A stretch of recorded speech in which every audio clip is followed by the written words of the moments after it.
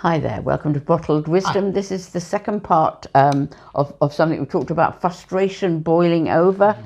We've talked about kind of doing that in an inappropriate way. And this we're going to talk about actually understanding, getting a handle on your anger and using it as fuel. You had a nice story that you were telling me just now about your friend. Yes, I did. It was when I was starting to get sober, and a friend of mine, he said, "Oh, I've got this new album. You really must listen to it." We both had a love of music at that time. So he brought this speaker in, and he sat it down, and he said, "Oh, listen to this." And all I could hear was, and I thought, that's awful. It really is terrible, And I sat and listened to it through gritted teeth, but hated it. Do you know it's one of my favourite albums today? Which one is it? It's Script of a Jester's Tear by Marillion. And but what he did was he had put the bass all the way up, and that's all I could hear was bass. I couldn't hear melody, I couldn't hear words, I couldn't hear anything. All I could hear was and I thought, oh, I hate this. I hate it. And he used to get into my car and turn it up all the time. But the point I'm trying to make is that it wasn't what was being said, it wasn't the melody, it was the delivery. And sometimes when we're really angry, that's all you hear is this delivery, this and you don't actually hear what's underneath it. So your frustration and your temper are like the equivalent of the bass in that story. Very much so the most important thing in your life is to get your hearing and to work towards change. So calm down.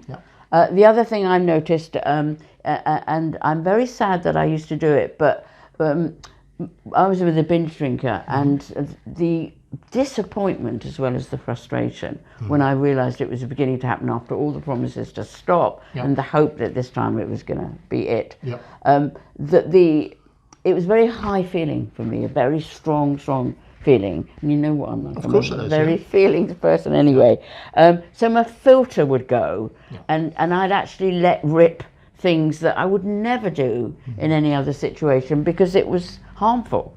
And I really regret that, and I regret saying it, but it was the height of the temper, and I didn't stand back. So it is really important that you just calm and just remember and say to yourself, this is not how I'm going to get my needs met. This is not how I'm going to get my message across. So that's really important. So we're not saying don't tell him about your anger, are we? We're not saying that. No, and neither are we being moralistic here. This is a case of, oh, you shouldn't get angry. Of course you should get angry. It's about practicalities. If you want to be heard, then don't do it in anger. There's a difference between aggressiveness and assertiveness. A big difference, The assertiveness is that you say your piece calmly, firmly. Aggressive, you tend to sort of maybe oversay it, you get angry, it can become very personal, rather than, talking about the issue, you can end up talking about it's you, So, and again, if you've got somebody who is very sensitive, then I'm not going to hear you. Remember, this is about recovery. It's not about authentic emotions. Obviously, we understand anger as therapists, and we understand it's really, really difficult. Can I just say, I always say this, and I'll say it over and over again, be kind to yourself. You might be utterly convinced about what we've said and still lose your temper 3 or 4 more times. It is a cycle of change. Change, I think, in this area is a bit like the difference between a vicious circle and a descending spiral. They look the same, but descending spiral does have an end.